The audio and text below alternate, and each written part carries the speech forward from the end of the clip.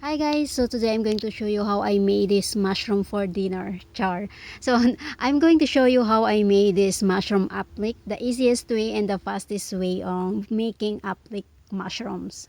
Or the yarns that we will be needed or we will be using. We can use any color of yarn and any size and any kind for our mushroom applique. And then we'll use this 2.2 millimeter hook, darning needle, and our scissors. So let's get started.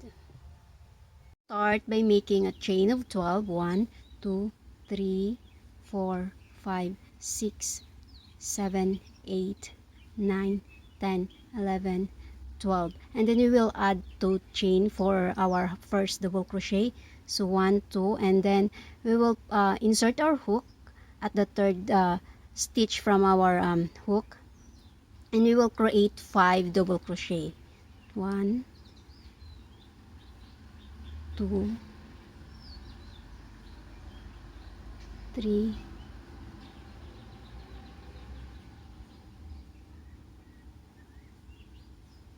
4, 5.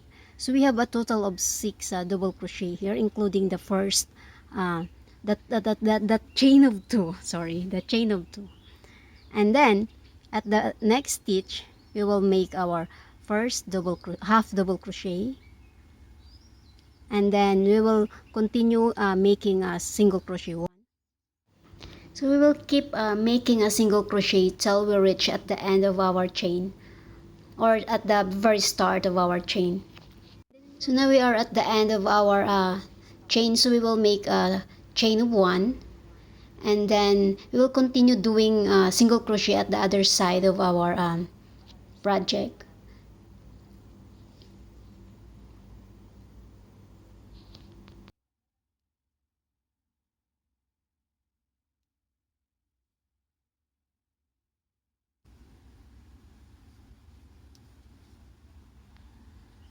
So then when we reach here at the very last stitch, we will make again our half double crochet like what we did at the other side, and then we will add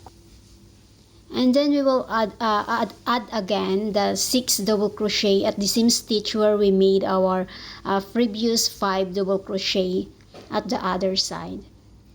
So at the end of this project, we will have 12 double crochet, and then we will just slip stitch at the very top of the chain of 2.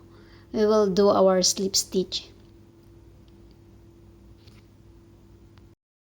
So we're done on this part of our mushroom. So we will just need to cut the yarn and then wave it later.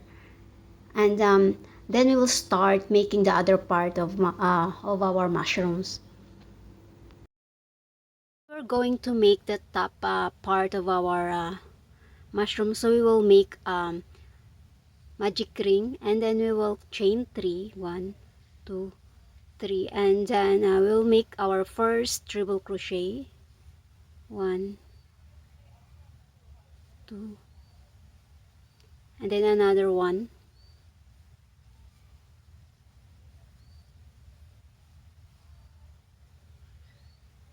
So after the chain of 3, we create 2 treble crochet, and then we will make double crochet 6 times. 2, 3, 4,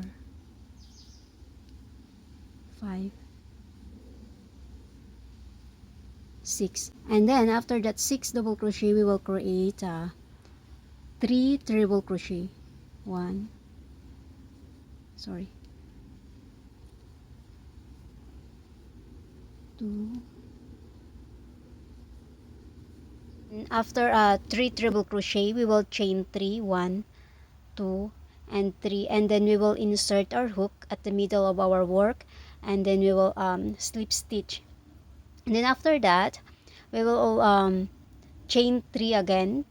1, 2, 3, and then we will slip stitch at the very top of our chain 3 in the previous row, and then we will chain 2.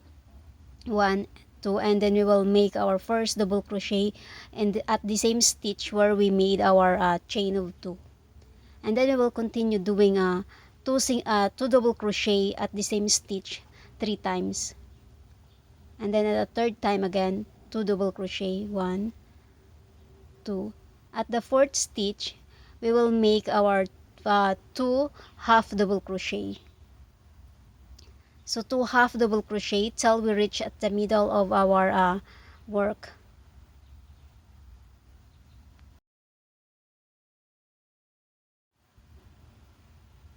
So now we are at the very middle of our work. So we will put 4 half double crochet and the chain 1. So we'll do our first half double crochet, 1, 2, and then we will chain 1, and then again at the same stitch we will put another 2 half double crochet.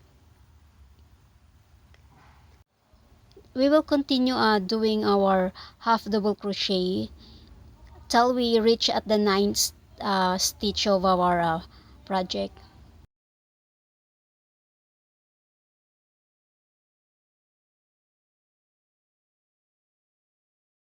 So now we reach at the 9th stitch of our project. So we will now continue making the 2 double crochet in each of the 3 last stitches.